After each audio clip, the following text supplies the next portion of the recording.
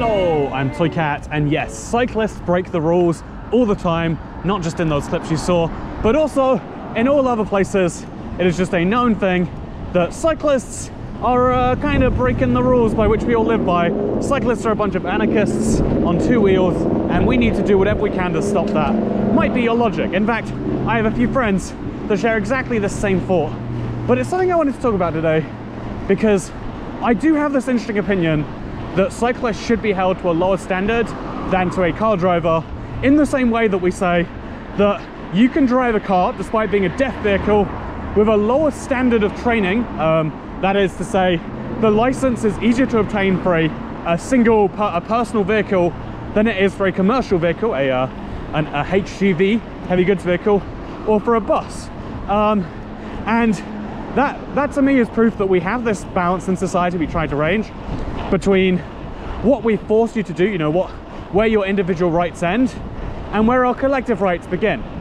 And in the case of cyclists, I think there's a very interesting thing, because we like, the way we sell rules to people is we generally say, yeah, everyone has to do this, and so you have to do it too. Very few, it's funny, most people, when they talk about like, okay, here's a great change I'm looking to make, you know, people talk about the way they want to see the world. They'll talk about these things they need everyone to do, but in most cases they won't do those things if everyone else isn't forced to do them too. There's all sorts of environmental points on this. There's all sorts of points regarding like, oh yeah, everyone hates the dominance of China in the manufacturing space, but also they love the darn convenience that Chinese-made products provide when it comes to cost. And also when it comes to basically everything else in life. We all have this standard of, there are these great things we need to make happen. I'm not going to start, someone else kind of can.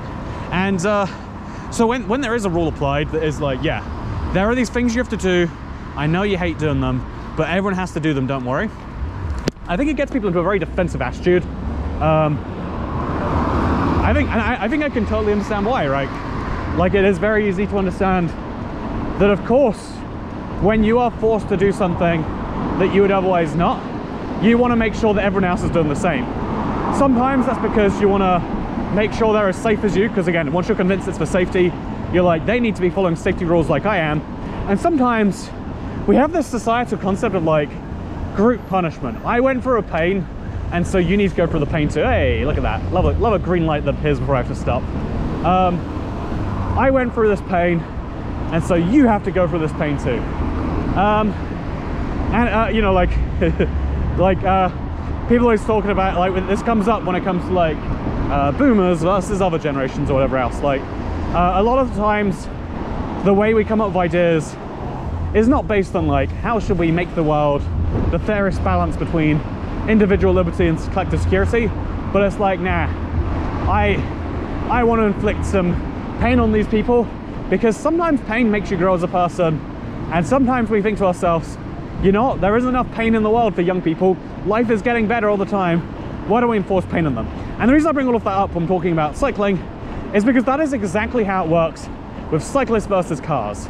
When it comes to the rules we apply for cars, the barrier to entry for cars, it is substantially higher than the entry requirement for bikes. Do you want to know how you start riding a bike? I'll tell you. Step one, what you do is you grab yourself a bike.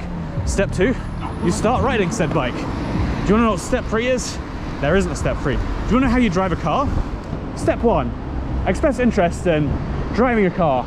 Learn about the vague mechanics of how it works. Like, okay, so there's a gearbox and there's an engine, there's a brum brum pedal, there's a stop pedal. Learn about traffic laws as well, you know.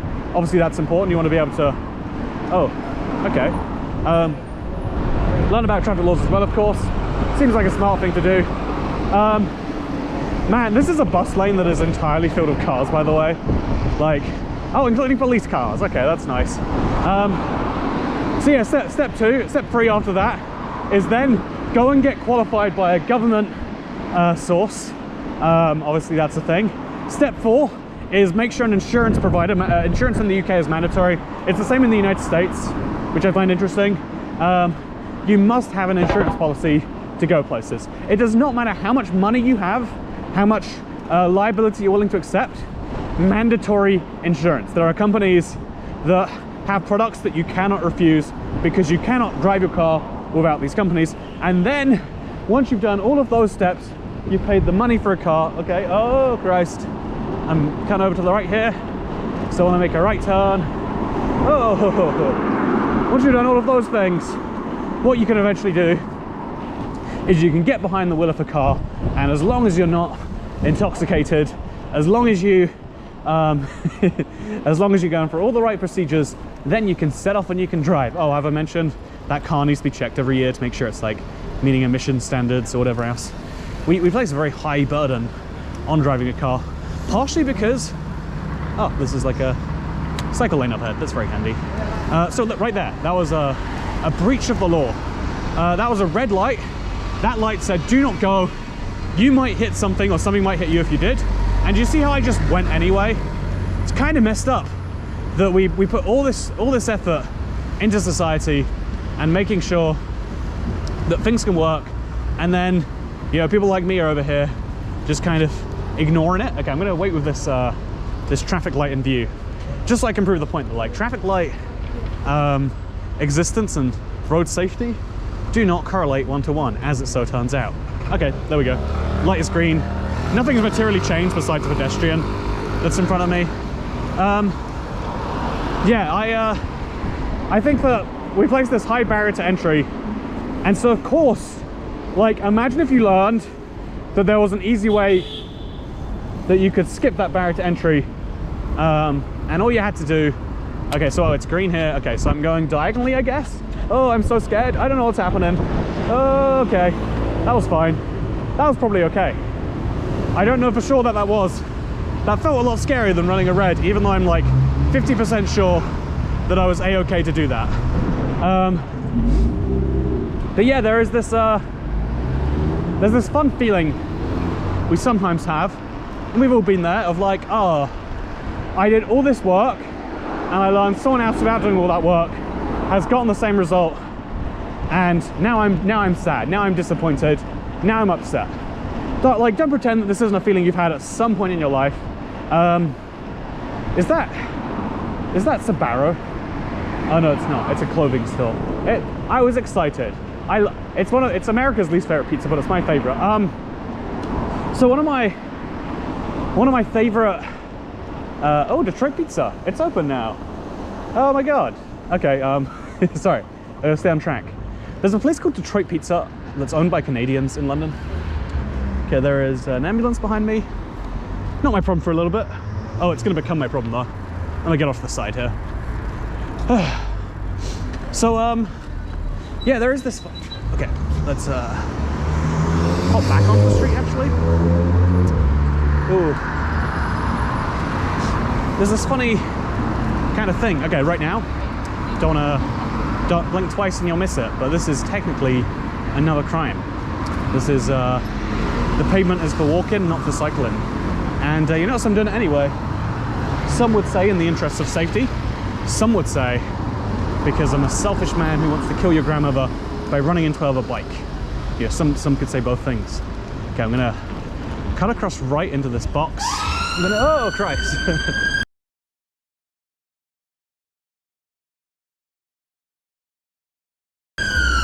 Scary noise. Okay. Oh no, I think he's coming this way. Okay, we're all good, we're all good. But there's this very interesting feeling we have of that resentment. And I think that's what car people feel towards cyclists. Or even broadly, if you don't drive a car, you've got to put yourself in the shoes of someone who has. Like, you know the amount of effort it takes to learn to drive. And then just seeing that, like, oh yeah, some people just don't do that. Some people just decide that, nah. Oh, there's another police car. Maybe it's the same one even. Looks like they've had an accident. I don't think they actually have, but it looks that way, doesn't it? Okay, just gonna run through here. Always gotta be cautious. Like, you know, especially when it's undercover police, they're not They're not looking for random things to be mad about with random civilians. But at the same time, gotta watch your back on, like, you know, who knows what someone is doing wrong at a given point in time. Anyway, I think I am going back the other way, by the way.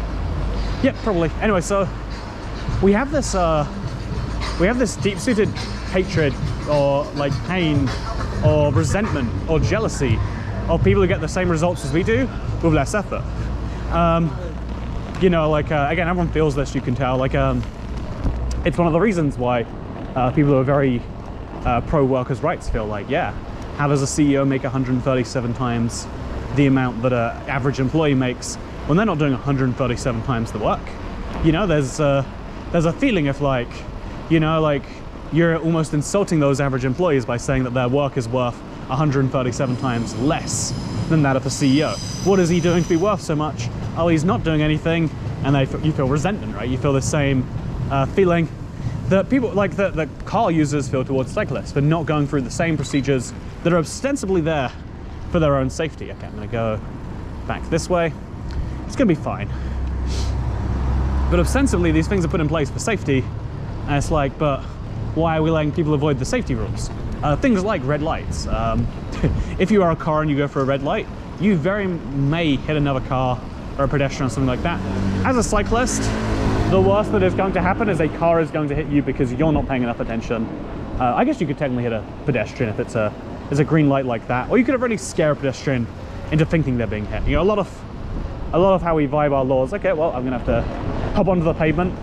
This is a crime right here. Hate to tell you again.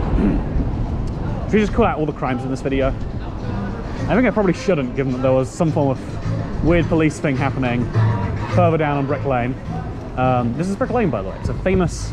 I want to say Curry like street, but I feel like that sounds like it's being offensive. You know, it sounds like you're trying to hint that like it's very Indian, which I think it also is. But it's a place where people go for Indian food and / or curry. Some people want a bizarre curry, you could say. See, that's funny. Made a joke. Not a very good one. Honestly, if you think about it, this video hasn't been very good, all things considered. But that's why I like the third channel. It's not always a requirement for quality. Okay, right there, you see that? I went before he had fully finished crossing the road. That's a crime. That's honestly, that's what people do in cars too, though, so no one even calls out cyclists for doing it. But yeah, ultimately, being in a car has a high burden of proof that you are following laws in a way that being a pedestrian doesn't, and also that being a cyclist doesn't. And so, of course, that leads to some resentment. I don't even know if I'm actually allowed to drive the wrong way down this road, or ride the wrong way, to be technically correct. It feels like I shouldn't, and so I'm just gonna hop on the pavement here for a bit again. You know, I should have to check where I'm even going. I have just looked a few times down here now, and I am finding nothing. So let's see what's happening. The correct place to be. Okay, it's just back up the street. I can't imagine how stressful it must be to drive a van in a place like this. Man, I sure do hope they have an increased barrier to entry through more driving, learning, etc. Yeah, I think it's really confusing for a lot of people to realize that, like, we have the same laws in a lot of cases for everyone, but we require different enforcement for various people, and we use that to enforce all sorts of bizarre, backwards outcomes. But that's just how life be, I guess. That's just how life be. Okay, so this is not the place I'm going for either. I don't know where I'm going at this point. I'm gonna just chill down this side street here, and I'm gonna work it out over there. Okay, thank you very much for watching this video. I don't know what I'll use it for, but something, right? And I'll see you all tomorrow. Or will I? Probably not, right? Goodbye. Oh look, there are houses here. This fascinates me, like these townhouses. I love houses in weird places. Anyway, goodbye.